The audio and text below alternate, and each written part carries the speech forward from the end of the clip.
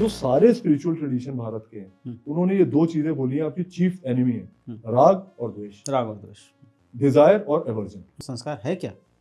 संस्कार सर, जिसको आजकल साइंस सबकॉन्शियस माइंड भी बोलते हैं, जैनिज्म में 5 प्रैक्टिसेस मानी गई हैं, जो कि सन्यासियों के लिए उसको बोलते हैं महाव्रत और गृहस्थ के लिए बोलते हैं अनुव्रत। सिखिज्म में किसी की तरफ कोई भी भेदभाव नहीं। अगर गुरु का लंगर चल रहा है, उसमें कोई भी आदमी आके खाएगा और उसके बर्तन उठा के जो सेवा कर रहा है वो जाके उसके बर्तन धोएगा। स्पिरिचुअल कैलेंडर, जैसे मैंने बोला, इस प्रेमाइज पे बेस्ड है कि अगर हमको दोनों मास्टर स्नेक्स जो राग और द्वेष के मैंने बताए थे, उनको अगर हमको खत्म करना है, तो हमको रोज अपने आप को एक ऐसा काम करने या ना करने के लिए कमिट करना पड़ेगा।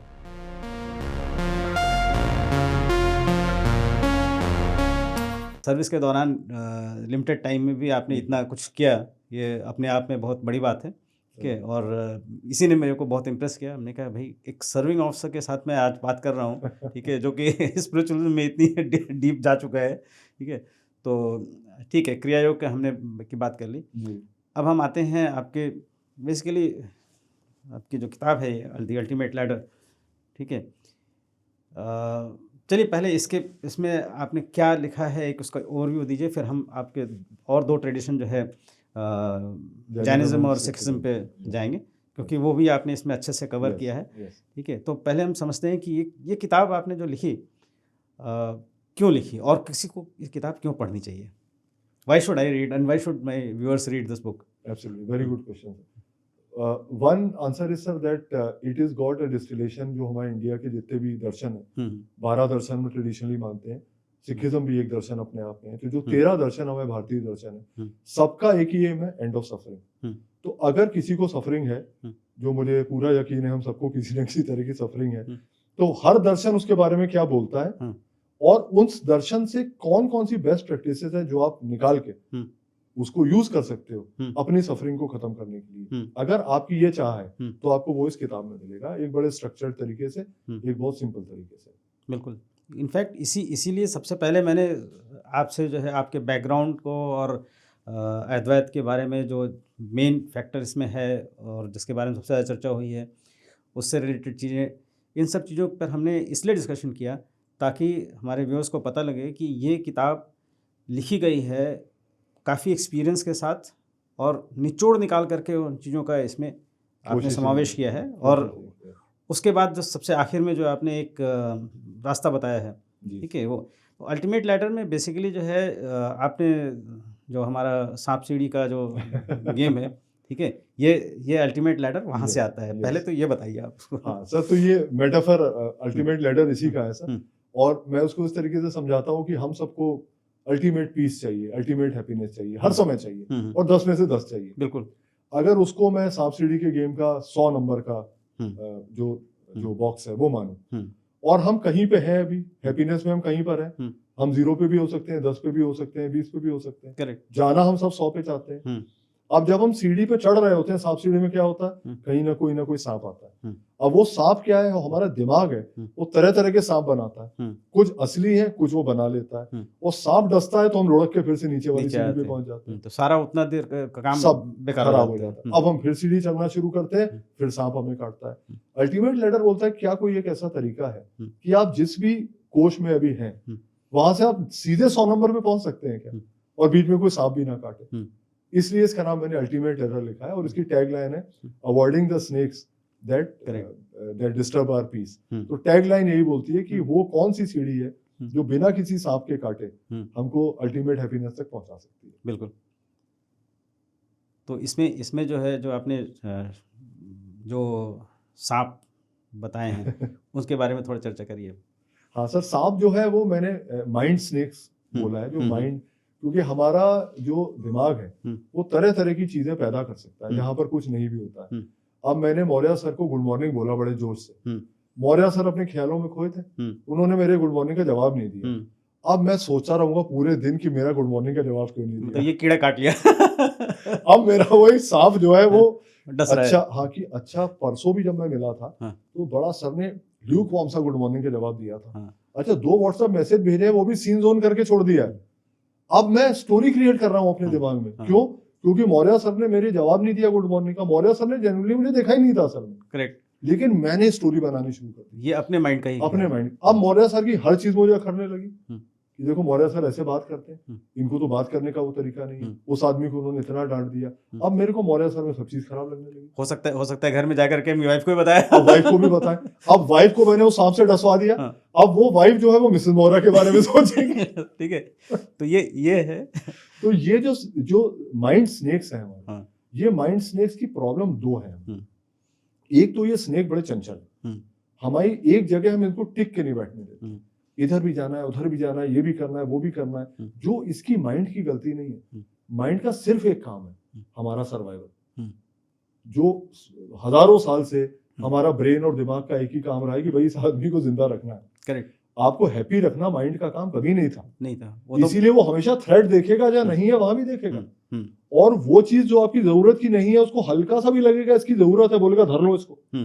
इसीलिए हम होल्डिंग करते हैं चीज की। तो ये दोनों काम माइंड करता है, वो उसके नेचुरल काम है। बिल्कुल, इंस्टिंक्ट है उसका ये। और दूसरा काम है कि माइंड की इम्प्योरिटी।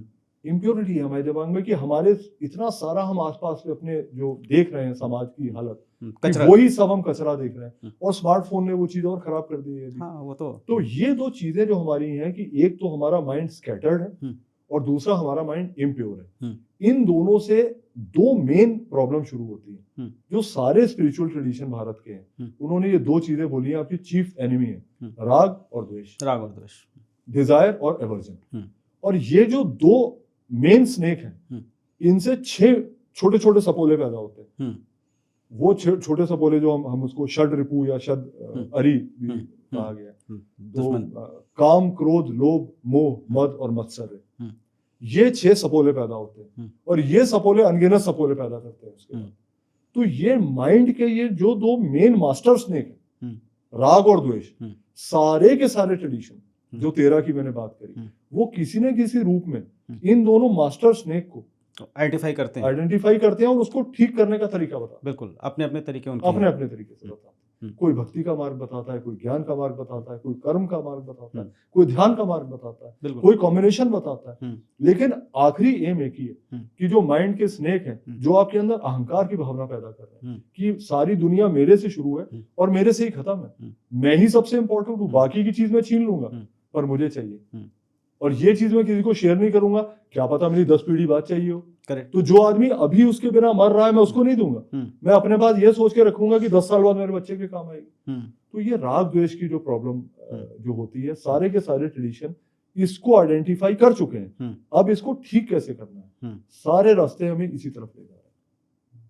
बड़े अच्छे से आपने इन चीज़ों को कवर किया है अपनी किताब में। ठीक है, पढ़ना पड़ेगा, इसमें कोई शक नहीं है लोगों को। मैं तो पढ़ने के बाद इतना इम्प्रेस हुआ, इसलिए मुझे लगा कि मुझे बात भी करनी चाहिए इन चीज़ों पर। तो ये जब आप इनको काउंटर कर लेते हैं या इनको कंट्रोल कर लेते हैं या इनसे को समझ लेते हैं, तब आप जो है सीढ़ी की तरफ बढ़ते हैं, तभी आपको सीढ़ी मिलती है। ठीक है, तो उसका तरीका। हाँ, तो सर जो हमारे दिमाग में अब ये जो संस्कार बने हैं, जिसकी वजह से हम कर रहे हैं, वो संस्कार कैसे बने? हमारे संस्कार 3 तरह से बनेंगे। पहली चीज, हमने कोई काम किया, बड़ा गहरा संस्कार बना। हमने कुछ बोला, थोड़ा सा हल्का बना और फिर भी गहरा बना। और हमने केवल विचार किया तो भी संस्कार बना। इन्हीं 3 तरीके से संस्कार हमारे बनेंगे। सुना भी हम उसी में शामिल कर सकते हैं कि स्पीच, बोलना, सुनना, मैं एक में कर। तो अगर हमें संस्कार को निकालना है तो पहली चीज तो यह है कि आप ऐसे काम करो जो इन संस्कारों को ठीक करने के लिए हो।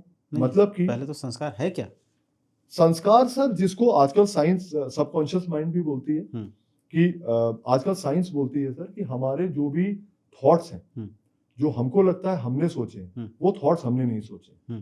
ये एक बड़ा पुराना लिबेट एक्सपेरिमेंट एक है, पुराना, कई साल पुराना, और कई बार प्रूव हो चुका है कि हम इसके पहले की कोई विचार करते हैं और विचार के ही तहत हम कुछ बोलते हैं और विचार के ही तहत हम कुछ करते हैं। पर जब वो मूल विचार पैदा होता है जिसको हमें लगता है कि हमने सोचा है, उस हमने सोचा कॉन्शियस थॉट के कुछ मिली सेकेंड पहले हम वो फैसला ले चुके होते हैं। करेक्ट। मतलब वो इनवॉलेंटरी हमारे अंदर से वो डिसीजन आ गया होता है, हम केवल उसकी ओनरशिप लेते हैं और बोलते हैं हाँ मैंने सोचा है। वो कहां से निकल के आ रहा है, उसको संस्कार कहते हैं। सबकॉन्शियस माइंड भी कहते मतलब हैं, अनकॉन्शियस माइंड मतलब भी कहते ये हैं। डीप रूटेड हो जाता है। डीप रूटेड हो जाता है, हमारे करने से भी डीप रूटेड होता है और डीप रूटेड हम लेके भी आते हैं। उसकी वजह से दो बच्चे एक ही माँ बाप के होते हैं, उनकी पर्सनैलिटी इतनी अलग क्यों होती है? So this is possibly the logic कि संस्कार जो है, तो संस्कार हमारे और माइंड की टेंडेंसी है राग और द्वेष, क्योंकि हमारा सर्वाइवल उसको चाहिए। पर हमको कई काम, मैं और आप सर आर्मी में रहे हैं और कितनी बार ऐसा हुआ है कि हम अपनी फैमिली की वेलफेयर ना देख के, अपनी वेलफेयर ना देख के हमने ऑपरेशन किए। क्यों किए हैं हमने? It was against the natural tendency of the mind, पर हमने किए। तो हमने उन सांपों को बोला नहीं, तुम अपनी जगह पे बैठो, अब मैं तुम्हारी टेंडेंसी के बरखिलाफ काम करूंगा। बिल्कुल। तो मैंने जब एक ऐसा काम किया, दो ऐसा काम किया, आर्मी में बार बार हमने ऐसा काम किया जिसको कर्मयोग कहते हैं, तो वो सांप तो नल एंड वॉइड हो गए। तो हमारे मैंने न्यूट्रलाइज कर, अब हमारे नए संस्कार बने, जो कि पॉजिटिव संस्कार बने। ये positive sanskar will crowd out the bad sanskar which is now not being used. तो अब नया संस्कार उसको क्राउड आउट कर देगा। दैट मीन्स हमारी जो वैल्यू सिस्टम है, अगर हम उसके मुताबिक काम करने लगेंगे तो कई बार हम काम वो करेंगे जो हम नहीं करना चाहते हैं, पर वैल्यू की वजह से हमें करना पड़ रहा है। शुरू में हमारे लिए पेनफुल होगा। एग्जाम्पल सत्य। अब आप किसी बच्चे को बोलो हमेशा सच बोलो, अब वो सच बोलेगा, पता है कि पिताजी से मार पड़ सकती है, तो वो झूठ क्यों बोलता है कि मेरे को पिताजी से मार ना पड़े। एग्जैक्टली। पर अगर किसी तरह उसमें वैल्यू इंस्टिल हो जाए कि चाहे थप्पड़ पड़ जाए पर बोलेगा तू सच, थप्पड़ खाएगा 2 बार पर तीसरी बार भी वो सच बोलेगा।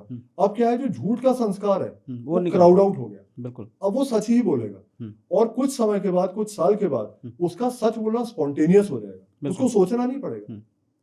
तो जो शुरू में आपको सोच के करना पड़ रहा था क्योंकि आपकी नेचुरल टेंडेंसी के खिलाफ था, वो एक समय पे स्पॉन्टेनियस हो जाएगा। तो इसलिए कुछ सेट ऑफ वैल्यूज, ये सारे ट्रेडिशन, जो 13 ट्रेडिशन भारत के हैं, वो कुछ सेट ऑफ वैल्यूज देते हैं। तो बेसिकली ये ट्रेनिंग ऑफ आवर माइंड है, जिससे कि आप एक संस्कार में एक तरह से हैबिट हो जाती है वो। ठीक है, वो हैबिट जैसे बोला कि ये रूटीन हैबिट भी हो सकती है, ये डीप रूटेड भी हो सकती है। ठीक है, और जो डीप रूटेड होती है उसको निकालने में बहुत दिक्कत होती है, तब आपकी जो है जितनी भी क्रियाएं हैं, जितनी भी तरीके हैं, वो काम आते हैं। बिल्कुल। तो वही सर, बार बार अगर हम कोई चीज सोचेंगे तो हम वही बार बार वो चीज बोलेंगे या करेंगे। जब बार बार करेंगे तो हमारी हैबिट बन जाएगी, जब हैबिट बन जाएगी तो हमारा कैरेक्टर बन जाएगा, जब कैरेक्टर बन जाएगा तो संस्कार बन जाएगा। बिकॉज भाई मैं तो ऐसा ही हूँ, अरे मैं उसके ऊपर चिल्ला दिया यार, I am like that only, मैं तो गुस्से को कंट्रोल नहीं कर पाता। Now you start living with this thing कि मैं गुस्से को कंट्रोल नहीं कर सकता, मतलब गुस्सा मुझे कंट्रोल करता है। बिल्कुल। And it becomes acceptable to you. पर अगर आप बोलोगे अहिंसा का वैल्यू है, अहिंसा मतलब ना मैं विचार में अहिंसा करूंगा, हिंसा करूंगा, ना मैं शब्द में हिंसा करूंगा, ना मैं कर्म में हिंसा करूंगा। आपका मन करेगा, मौर्य सर का मन करेगा कि इसको बोलो कुछ, लेकिन क्योंकि आपकी वैल्यू है कि नहीं बोलना, तो आप नहीं बोलोगे, बड़ी मुश्किल होगी। कुछ समय के बाद नेचुरल हो जाएगा, आप हिंसा से अहिंसा पे आ जाओगे, आपका संस्कार बदल गया। बिल्कुल। तो जो वैल्यू शुरू में आपको थोड़ा सा मुश्किल के साथ फॉलो करनी पड़ेगी, कुछ समय के बाद जो आपका एक छोटा सा आपने जो फुट ट्रैक बनाया था, वो 8 लेन डिवाइडेड हाईवे बन जाएगी आपके दिमाग के अंदर। न्यूरोप्लास्टिसिटी हमारे ब्रेन की है, वो हमारे नए पाथवे पैदा करेगी और हम ऑटोमेटिकली सही काम करने लगेंगे। Very well explained. Okay, very well explained. Thank you. Okay, let's move further now. अब आप ये बताइए कि ये सब करने में इतना आसान तो नहीं है, हम बात तो कर रहे हैं, लेकिन किसी के लिए भी इतना आसान नहीं होता है, क्योंकि आप अपनी आदतों से बाज नहीं आते। ठीक है, और जब स्पॉन्टेनियस उसमें होता है तो आपकी ये जो संस्कार, जो हैबिट हैं, ये गलत सही, वो आ जाती हैं, बाहर आ जाती हैं। इसको कंट्रोल करने का तरीका। बिल्कुल। तो सर इसमें एक तो मैंने बोला सेट ऑफ वैल्यूज है, तो अगर आपने एक दिन की एक वैल्यू आपने इन ट्रेडिशन से ली, ये वैल्यू कौन है? ये आनंद सक्सेना ने बताई हुई वैल्यू नहीं है, ये हमारे हजारों साल पुराने ट्रेडिशंस ने वैल्यू दी हुई है। तो मेरी अगर आज की वैल्यू सत्य है, आज चाहे कुछ हो जाए मैं सत्य ही बोलूंगा। हो सकता है इतनी डिफिकल्ट सिचुएशन में मैं अपने को पाऊं कि सत्य बोलने में मेरा नुकसान हो सकता है, पर क्योंकि मैंने अपने आप से प्रॉमिस किया हुआ है मैं सत्य बोलूंगा, तो मैं सत्य ही बोलूंगा, चाहे उसका कुछ भी हो जाए। एक तरीका तो ये है। दूसरा तरीका है माइंड की ट्रेनिंग। माइंड की ट्रेनिंग का सर जो मैंने समझ में आया उसका एक ही तरीका है, डीप रूटेड माइंड ट्रेनिंग का, वो है मेडिटेशन। और मैं कोई भी जो सीरियस सक्सेस लाइफ में चाहता है, चाहे वो मटेरियल सक्सेस हो, चाहे वो स्पिरिचुअल सक्सेस हो, अगर आप मेडिटेट नहीं करते हो, मेडिटेशन का मतलब सिर्फ ये है कि आप अपने दिमाग को समझो, आप दिमाग को ट्रेन करो, दिमाग को फोकस करो, आप अपने दिमाग को काम करो, अपने दिमाग को प्यूरिफाई करो और एक स्टेज पे आ जाओ। अगर आपके है तो अपने दिमाग को ट्रांसेंड करो, मतलब आप समझो कि मैं दिमाग के परे हूँ, दिमाग मेरा इंस्ट्रूमेंट है, दिमाग एक ऐप है, करेक्ट, वो ऐप मुझे इनपुट दे रही है, इनपुट लेना नहीं लेना है गूगल मैप की तरह मेरे ऊपर डिपेंड करता है कि मैं टर्न लूं या नहीं लूं। मैं ये नहीं कि टर्न लेके वो नदी में पता लगा पुल बन रहा था और जाके गाड़ी अंदर डुबो दी, बिल्कुल, तो वो मैं कंट्रोल अपने पास रखूं। दिमाग is a very powerful app, but treat it as an app. तो मेडिटेशन में अपने दर्शकों को जो अभी देख रहे हैं, किसी भी फॉर्म का मेडिटेशन हो, please start with baby steps. 10 minute से आप शुरू करिए, लेकिन मेडिटेशन जरूर करिए, क्योंकि फिजिकल ट्रेनिंग हम सब करते हैं, भागते हैं, दौड़ते हैं, प्राणायाम करते हैं, लेकिन दिमाग को आप ट्रेन कैसे करते हैं? दिमाग सुडोकू बदल खेल के ट्रेन नहीं होता है, किताब पढ़ के ट्रेन नहीं होता है, बिकॉज आप उसको एक चैनल पे डाल रहे हैं। बट मेडिटेशन में आप समझते हैं कि ये दिमाग तो मेरे कंट्रोल में नहीं है। 1 मिनट आप अपना दिमाग आलम्बन के ऊपर नहीं लगा सकते। सही बात है। 1 मिनट के अंदर 100 बार भागेगा, आपको पता तो चलेगा दिमाग मेरे कंट्रोल में नहीं है, मैं दिमाग के कंट्रोल में हूँ। वो पहली जीत है हमारी, तो चंचल मन को, चंचल मन को तो वैल्यू का सेट और साथ साथ मेडिटेशन, ये 2 चीजें मैं 2 पिलर एडवाइस करूंगा सबको कि करने चाहिए।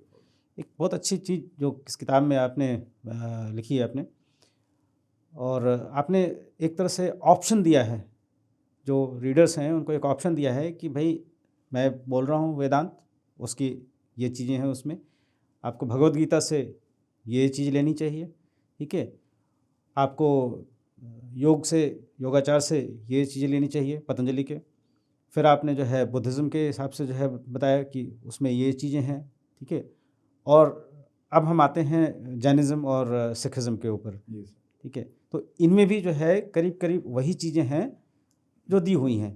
तो आप अपने जो एक होता है फैमिली वैल्यूज़ होते हैं, ट्रेडिशन होता है, या आप किसी पर्टिकुलर रिलीजन को बिलोंग करते हैं, तो आपको कुछ अपने जिस पर श्रद्धा है रखे रहिए, लेकिन जो चीज़ें किताब में दी गई हैं आपके, वो अगर फॉलो करते हैं तो आपको भी जो है वही चीज़ें आपको प्राप्ति होगी, वो मिल जाएगी, आपका एम अचीव हो जाएगा। बिल्कुल, ठीक है, कहीं कोई अपने विश्वास को बदलने की कोई ऐसी जरूरत नहीं है, ठीक है, जस्ट फॉलो द पाथ, ठीक है।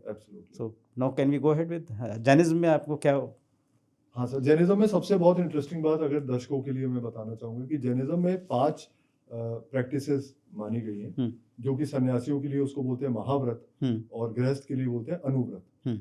और वो जो 5 प्रैक्टिसेस हैं, अनुव्रत या महाव्रत जो है, वो 5 प्रैक्टिस, और जो हमने योगा में यम और नियम की बात करी थी, उसमें जो यम है और जैन के अनुव्रत है, वो 5 के 5 सेम। और बुद्धिज्म में जो पंचशील की बात होती है, उन 5 में से 4 बुद्धिज्म के पंचशील में भी। बिल्कुल। अब आप समझिए 3 अलग अलग तरह के ट्रेडिशन जो कि हजारों साल पुराने हैं, और उनमें सेम सेट ऑफ वैल्यूज बता रहे हैं। तो अगर आप ये सेट ऑफ वैल्यू फॉलो कर रहे हो, तो क्या आप बुद्ध बन गए, मतलब बुद्धिस्ट बन गए, कि जैनिस्ट बन गए, कि आप नहीं, वेदांती बन गए? ये बात मूर्खता वाली बात है। तो आप वो वैल्यूज को पकड़िए और उन वैल्यूज को फॉलो करिए। और एक जैनिज्म का सर बहुत ब्यूटीफुल एक सिद्धांत में जो बहुत इंप्रेस हुआ, वो है एक जैन की जो मेटाफिजिकल एक थ्योरी है, उसको बोलते हैं अनेकांतवाद। वो बोलती है कि जो रियलिटी है वो इतनी बड़ी है कि एक ह्यूमन माइंड उसको ग्रैस्प नहीं कर सकता, वो बहुत लेयर में है। इसका मतलब ये है कि मैं जो बोल रहा हूँ वो कभी भी अल्टीमेट सच्चाई नहीं हो सकती।